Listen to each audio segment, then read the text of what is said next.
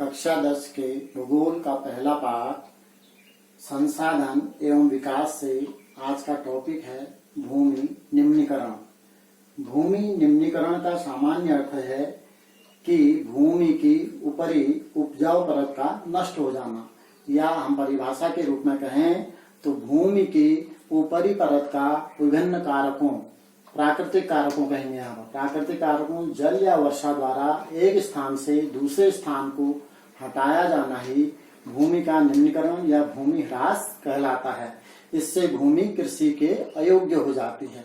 अब भूमि कटाव के प्रकार, भूमि कटाव के 3 प्रकार हैं: धरातली या परतदार कटाव, कछार वाला कटाव और वायु का कटाव।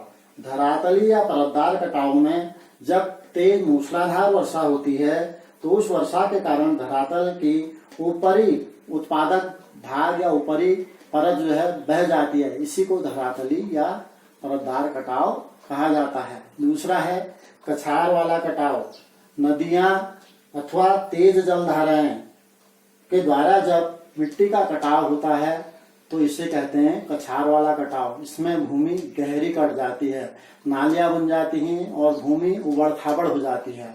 नंबर 3 है वायु का कटाव। तेज मरुस्थलीय क्षेत्र में जहाँ तेज हवाएं चलती हैं तो हवा जो है अपने साथ मिट्टी को एक स्थान से दूसरे स्थान पर उड़ाकर ले जाती है और वहां पर टीलों का निर्माण करते हैं। वायु का, इसको कहेंगे हम वायु का कटाव या वायु द्वारा कटाव। मिट्टी के कटाव के कारण, मिट्टी के कटाव के इस प्रकार से कारण: नंबर 1 तीव्र मूसलाधार वर्षा।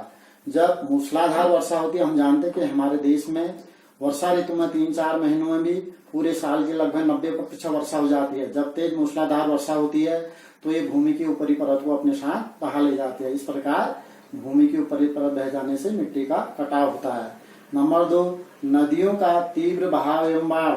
जब वर्षा ऋतु में नदियों का बहाव बहुत तेज हो जाता है और तेज बाढ़ आ जाती है तो यह भूमि की बहुत ऊपरी उपजाऊ परत को अपने साथ बहा ले जाती है। इस तरह नदियों द्वारा भी मिट्टी का कटाव होता है।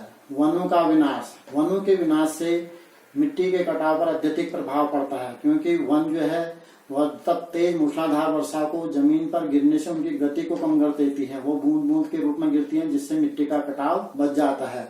इसके अलावा वनों में अनेक प्रकार की वनस्पतियां होती हैं जो मिट्टी को जकड़े रखती हैं।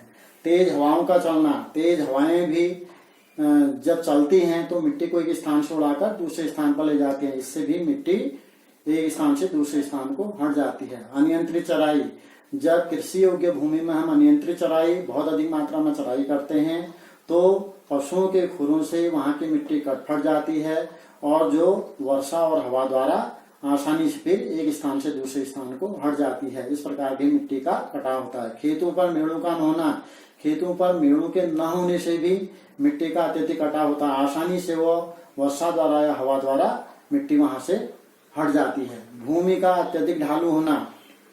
विशेषकर हमारे पर्वतीय क्षेत्र में हम देखते हैं भूमि ढालू होती है। ढालू भूमि में वर्षा ऋतु में जो है मिट्टी का अत्यधिक कटाव होता है।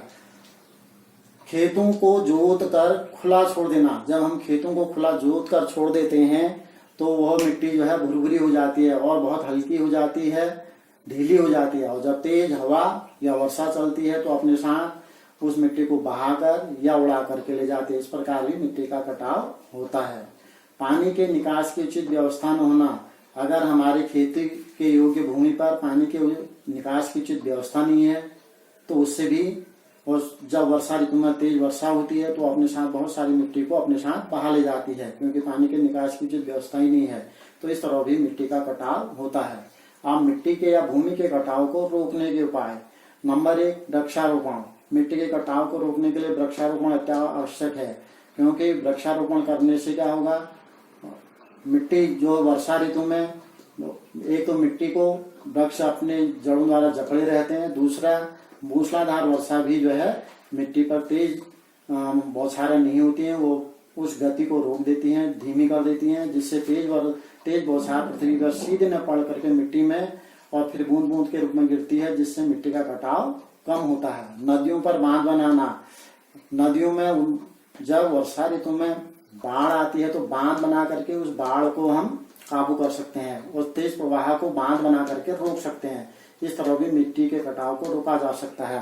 वन संरक्षण, वनों को बचा करके, यानी कि वन में अनेक प्रकार के वनस्पति पेड़ पौधे होते हैं जो अपनी जड़ों द्वारा मिट्टी को जकड़े रहते हैं, मिट्टी को बांधे रहते हैं, इसलिए वनों का संरक्षण आवश्यक है। हमारे देश में वन संरक्षण के नियम बने हुए हैं, कई वनों को संरक्षित किया गया है। खेतों की मेड़बंदी करना, अगर खेतों में मेड़बंदी कर दी जाए तो हम मिट्टी के हवा और पानी द्वारा जो ऊपरी परत, उपजाऊ परत हट जाती है, उसको हटने से बहुत हद तक रोक सकते हैं। ढाल के विपरीत जुताई करना, ढाल के विपरीत जुताई हमारे पर्वतीय क्षेत्रों के लिए विशेष रूप से है। अगर हम ढाल के अनुरूप जुताई करते हैं तो उसमें नालियां बन जाती हैं। जैसे अगर हम माने ये हमारा खेत है और हम यूं करके जुताई कर रहे हैं तो इसमें नालियों का रूप बन जाएगा, यूं नाली, और आसानी से मिट्टी को वर्षा ऋतु में बहा के ले जाएगा। और इसके विपरीत हम यूं ढाल के विपरीत यूं जुताई करेंगे तो नालियों का निर्माण ही होगा और इनमें पानी भर जाएगा, ये एकदम से बहने नहीं पाएगी और ये पानी यहाँ पर भर के भूमि सूखने लग जाएगी, तो भूजल भी बढ़ेगा इससे। इस तरह ढाल के विपरीत जुताई करके भी हम मिट्टी के कटाव को रोक सकते हैं।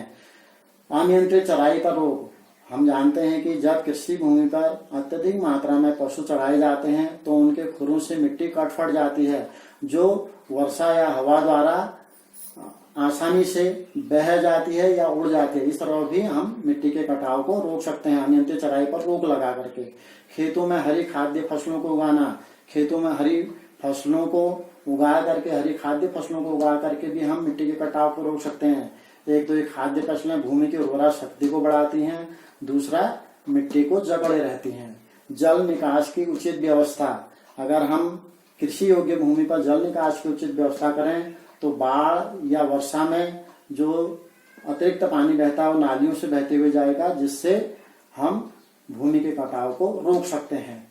और उसके बाद फिर भूमि के कटाव से होने वाली हानियां, इसमें भूमि के जब कटाव हो जाता है या भूमि का ह्रास हो जाता है, भूमि का निम्नीकरण हो जाता है, तो निम्न प्रकार के इस तरह से हानियां होती हैं। नंबर 1, भूमि का अनुपजाऊ हो जाना, यानी कि भूमि के कटाव से भूमि उबड़ खाबड़ हो जाती है और ऊपरी परत बह जाती है और जिससे भूमि अनुपजाऊ हो जाती है।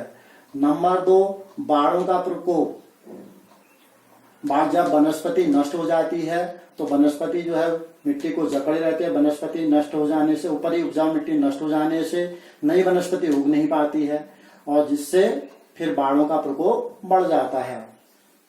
कृषि उत्पादन में कमी, और जब भूमि की उपजाऊ परत हट जाती है, कट जाती है, बह जाती है तो उससे एक तो हमारी कृषि योग्य भूमि कम हो जाती है, दूसरी उपजाऊ मिट्टी बह जाने से उसकी उपजाऊ क्षमता कम हो जाती है। इन दोनों का प्रभाव ये पड़ता है कि हमारा कृषि उत्पादन में कमी आ जाती है। अगला है परिवहन में कठिनाई।